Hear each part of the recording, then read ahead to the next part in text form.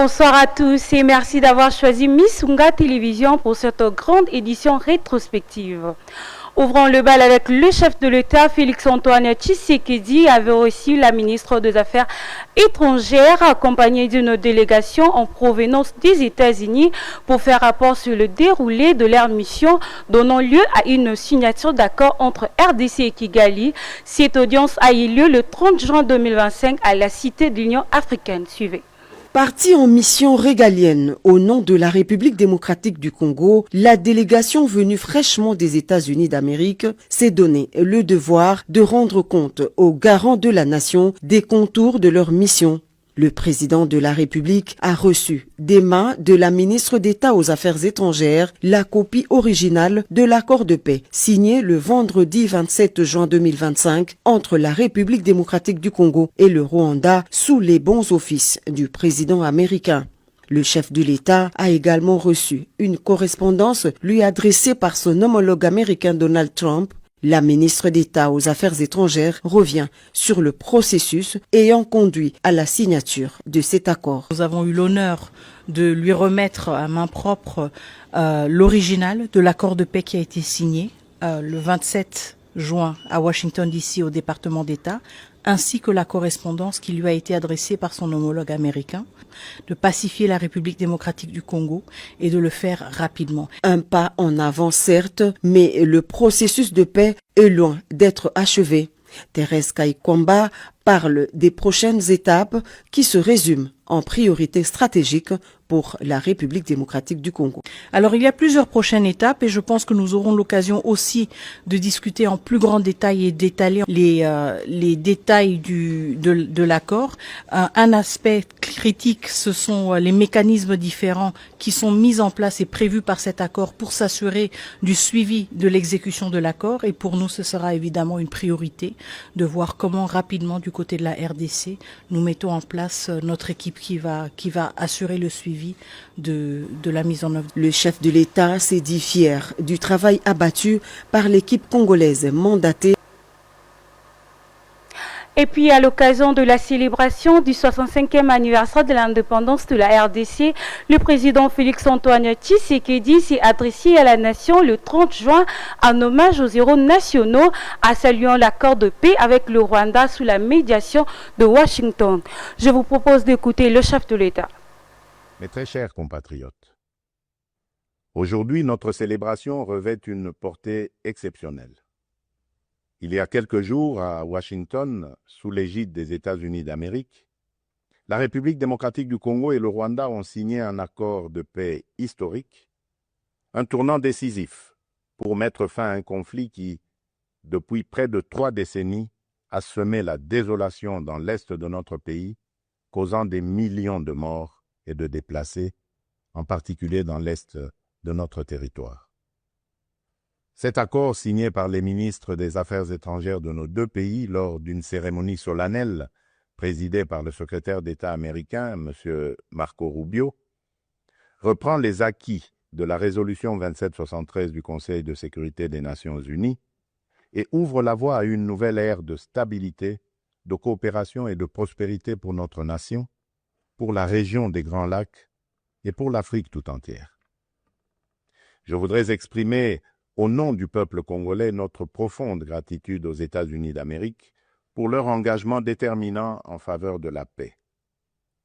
Nos remerciements les plus sincères vont au président Donald Trump pour son implication personnelle dans ce processus de pacification porteur d'espérance. Le président de la République, Félix-Antoine Tshisekedi, a lancé le Forum national sur le droit à la réparation aux hommages à toutes les victimes de violences sexuelles liées au conflit et de victimes de crimes contre la paix. C'était au cours d'une cérémonie organisée ce mardi 1er juillet au Centre culturel. Regardez. C'est mardi au Centre culturel et artistique de pays d'Afrique centrale.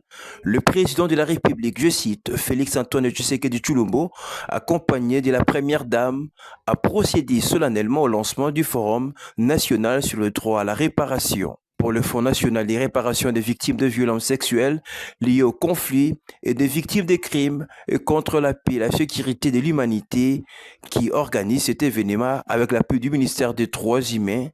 Ces assises prévues du 1er au 4 juillet dans la capitale congolaise sont un moment d'écoute, d'engagement et de construction collective autour de la justice pour les victimes. Dans son allocution, le chef de l'État a relevé l'importance de ces travaux qui n'ont rien d'habituel. Ce forum national sur la mise en œuvre du droit à la réparation n'est pas un rendez-vous ordinaire, il marque justement une rupture décisive avec l'oubli, l'indifférence et l'impuissance. Conscient des enjeux de ces assises dans la réhabilitation des victimes des génocaustes, le président Félix Tshisekedi a affirmé que la République démocratique du Congo ne pourra se reconstruire sur deux blessures ignorées.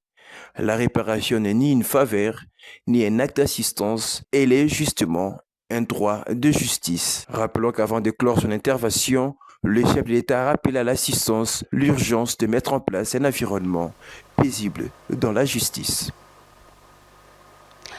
Le président de la République, Félix-Antoine Tshisekedi, a reçu l'ancien Premier ministre Adolphe Muzitu, qui, après leur échange, s'est dit prêt à rejoindre la formulation du prochain gouvernement. Cette rencontre s'est tenue ce mardi 2 juillet à la Cité de l'Union africaine.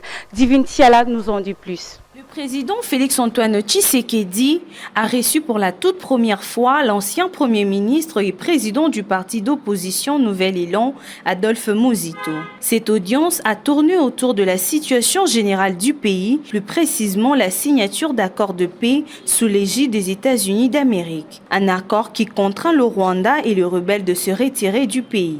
Adolphe Muzitu a salué le leadership du président pour le contrat économique entre les États-Unis et la RDC.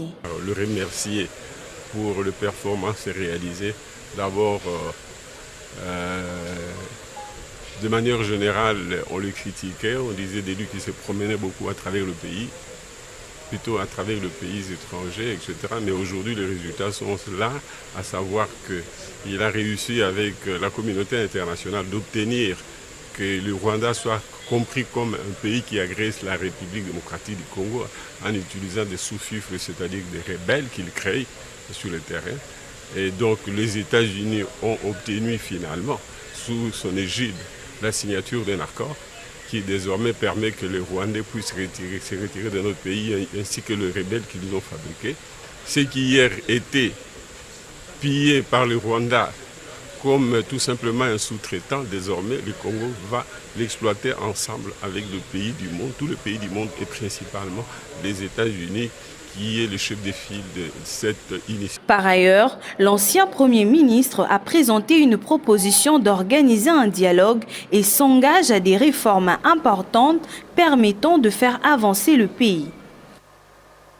Autre chose, la première ministre Judith Suminwa a rencontré son homologue japonais Shigeru Ishiba, une visite officielle qui vise à renforcer la coopération entre les deux pays sur plusieurs axes, entre autres l'énergie, la santé, les infrastructures et l'environnement. Cet échange s'est déroulé le mardi 1er juillet 2025 à Tokyo. Jean-Niat nous en parle.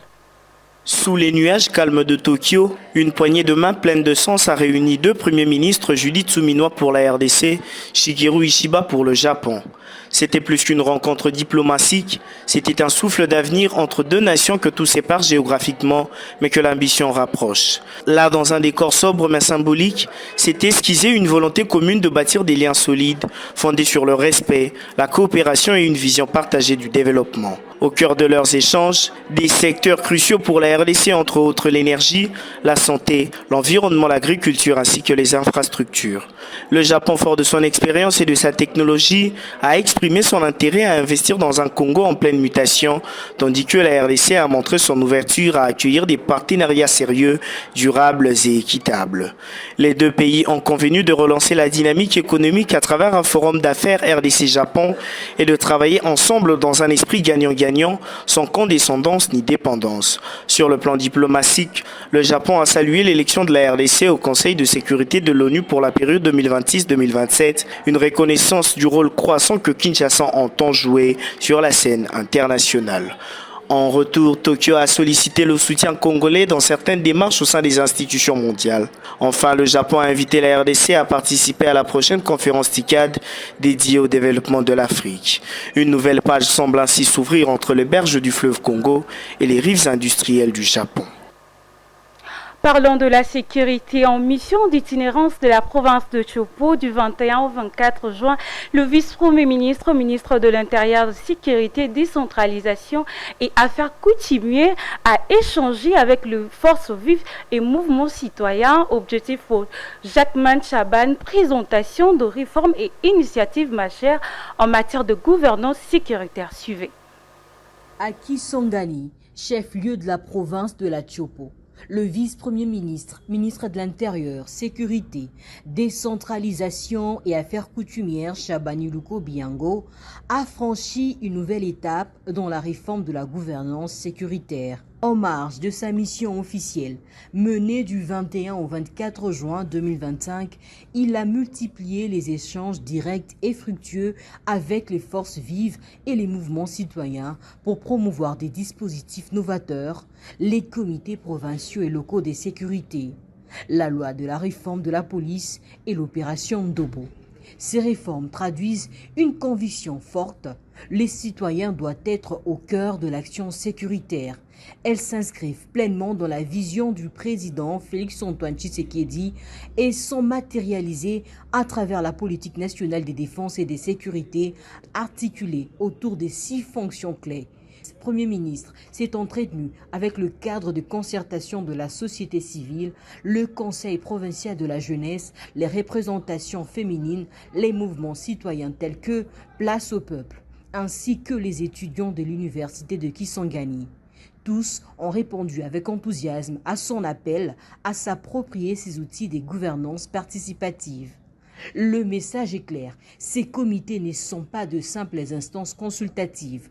Ce sont des leviers concrets pour décrypter les réalités sécuritaires locales et y apporter des solutions adaptées, durables et enracinées dans les besoins des populations.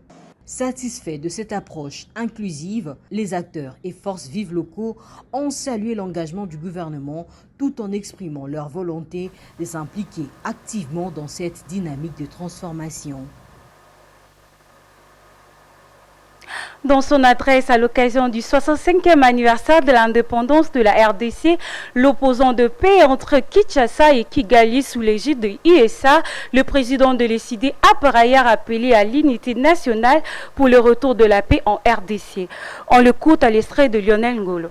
Nous faisons face à des agressions extérieures, mais cela ne peut en aucun cas nous exonérer de notre responsabilité première, protéger notre peuple. Nous sommes comptables de l'unité perdue, de la misère grandissante, de l'absence d'espoir. Mais il n'est pas trop tard. Le Congo peut se relever et il se relèvera si et seulement si nous choisissons de mettre le pays au-dessus de nos querelles. Ce moment exige un sursaut. Il est temps de répondre à l'appel de la patrie, pas à celui des intérêts égoïstes.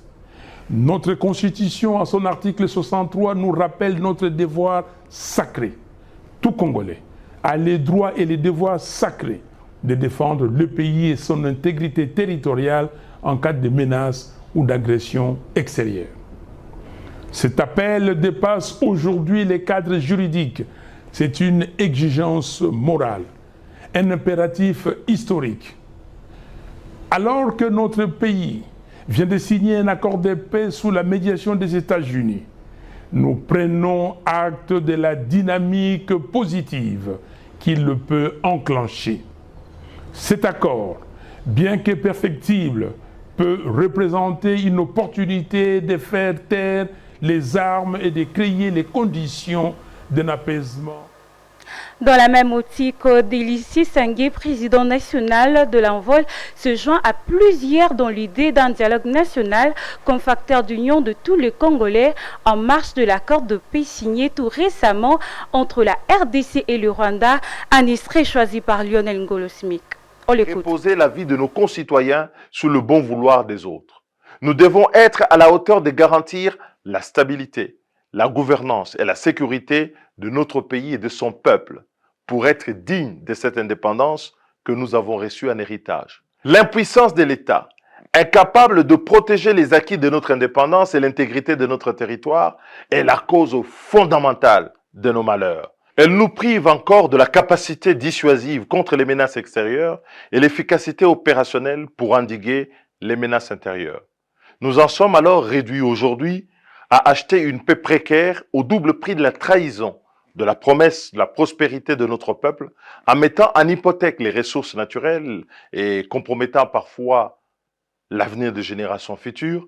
Il n'y a donc pas de paix durable sans justice, sans liberté.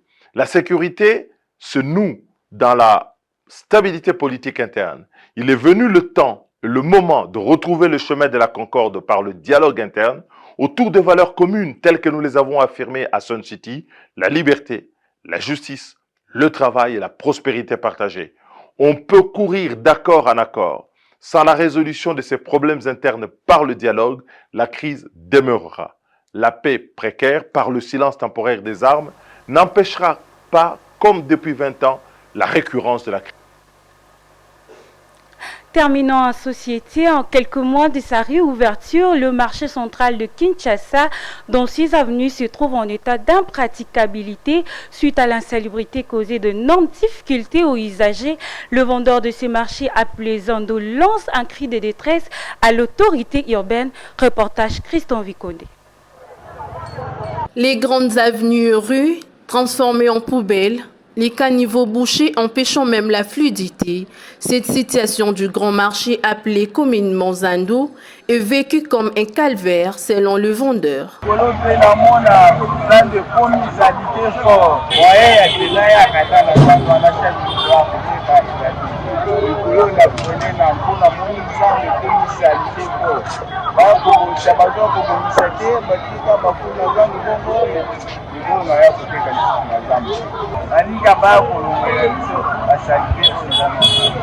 Les vendeurs de ces grands marchés lancent un SOS à l'autorité urbaine d'évacuer ces déchets et immondices qui rendent la vie difficile aux passagers. Rappelons que, lors de sa dernière visite d'inspection sur les sites, le gouverneur Daniel Bumba avait annoncé la réouverture du grand marché dans les 3 prochains mois. C'est par ici que nous mettons fin à cette grande édition rétrospective et merci à toute l'équipe qui nous a accompagnés, surtout restez branchés à Missunga Télévision.